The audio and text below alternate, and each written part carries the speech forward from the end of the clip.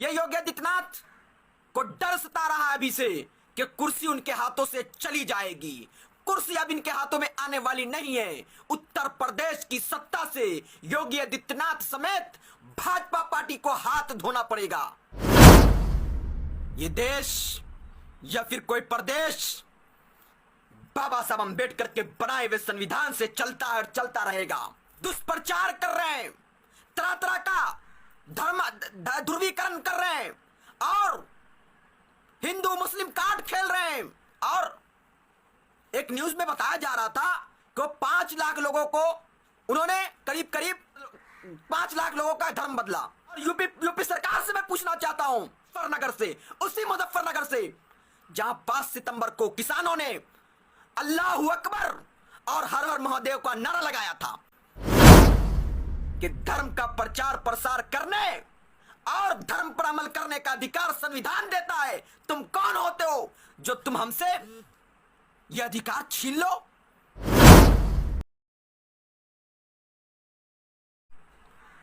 जय हिंद साथियों, मैं आपका भाई अंजारुल्लाह कमरी।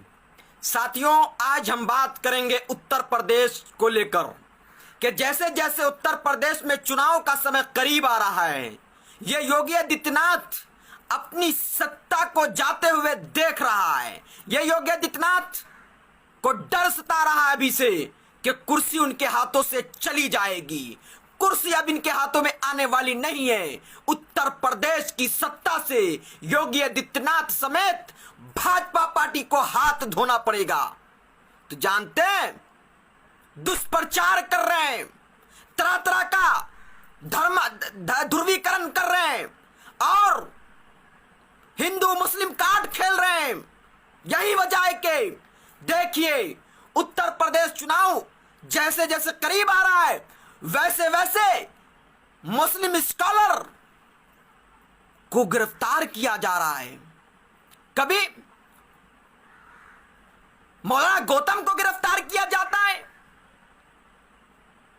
मौलाना उमर गौतम को गिरफ्तार किया जाता है। तो अब कल आधी रात को क्या हुआ? कल आधी रात को मौलाना कलीम सिद्दीकी को गिरफ्तार किया गया। किस जुर्म में गिरफ्तार किया गया जानते हैं आप? हंसी आएगी आपको कि जिसका कोई गुनाह नहीं है, वो निर्दोष है, बेगुनाह आदमी है, उसको यूपी एटीएस जाती है, उसको आधी रात को उठा लेती है। आखिर क्या गुनाह था?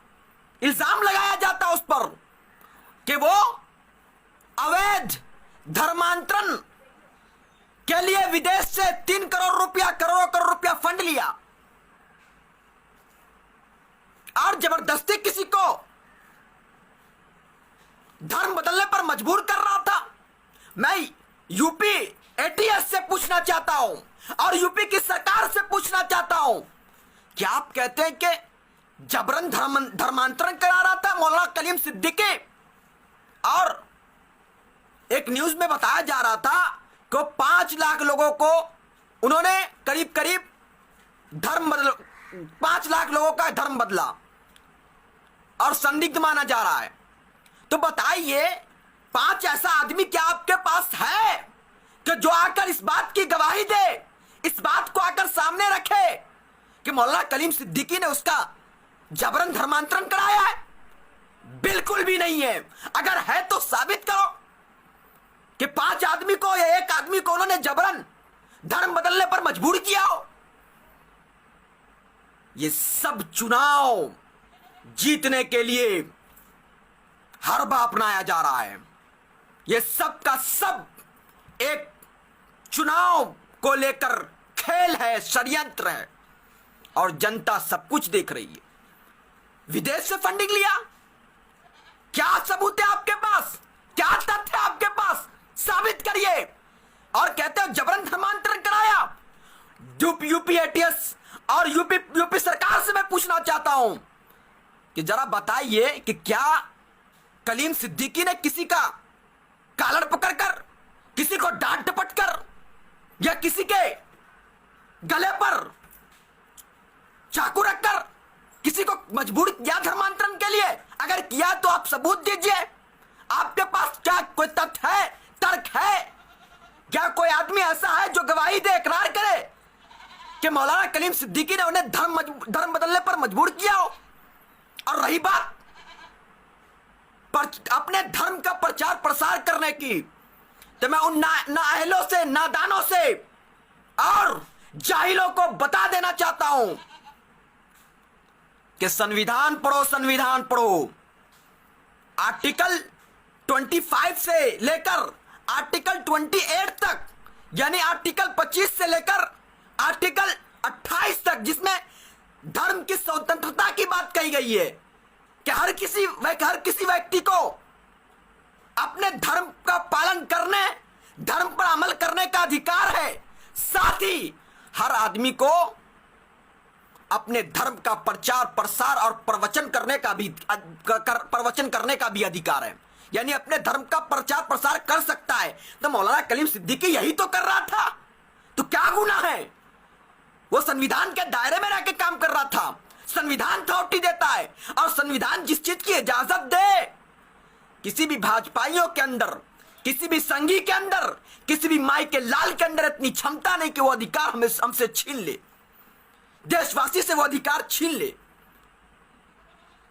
और तुम मौलाना कलीम सिद्दीकी को रात में गिरफ्तार करते हो और मुद्दा से लोगों को भटकाते हो। कहां से गिरफ्तार किया गया? मुजफ्फरनगर से, उसी मुजफ्फरनगर से जहां 5 सितंबर को किसानों ने अल्लाहू अकबर और हर हर महादेव का नारा लगाया था और आपसी सौहार्द की मिसाल पेश की थी, आपसी मोहब्बत, आपसी भाईचारे की मिसाल पेश की थी।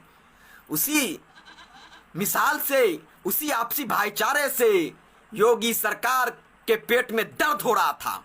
कहीं ना कहीं यही वजह है कि देखिए, हिंदू मुस्लिम कार्ड खेलने के लिए, हिंदू मुस्लिम करने के लिए मौलाना कलीम सिद्दीकी को मोहरा बनाया गया, मौलाना कलीम सिद्दीकी को गिरफ्तार करवाया गया, मौलाना कलीम सिद्दीकी को रात को उठा लिया जाता है।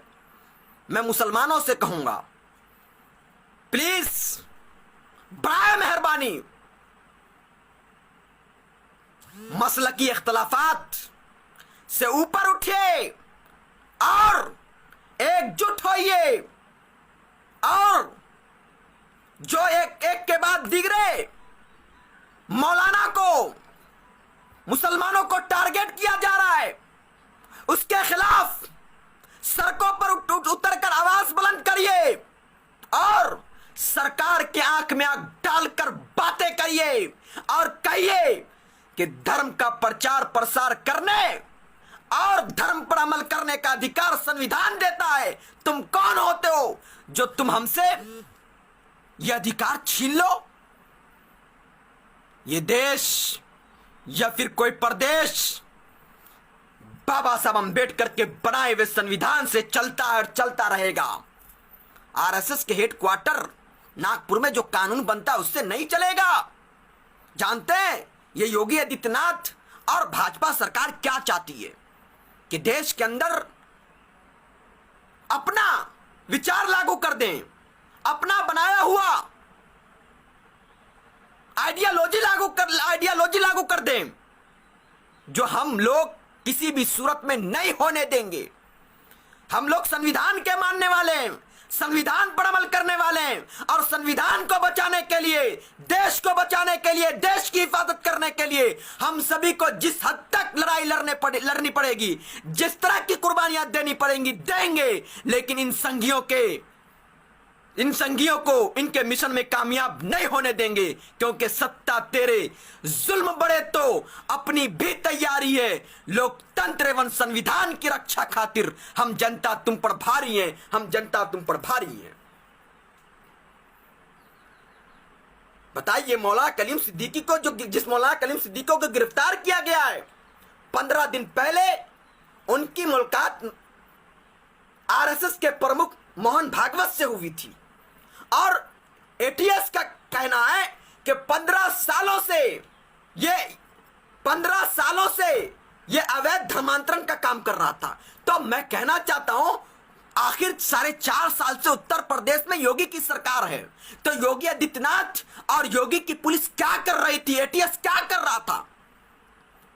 आखिर चुनाव के समय, चुनाव के वक्त जो चुनाव आने वाला है, उसको देखते हुए वो भी जल्दबाजी में, आधी रात में, रात के अंधेरे में मुस्लिम स्कॉलर मौलाना कलीम सिद्दीकी को क्यों गिरफ्तार किया गया? अगर आप कहते हैं कि अवैध धर्मांतरण करा रहा था, तो क्या आपके पास कोई प्रमाण है? क्या आपके पास सबूत है?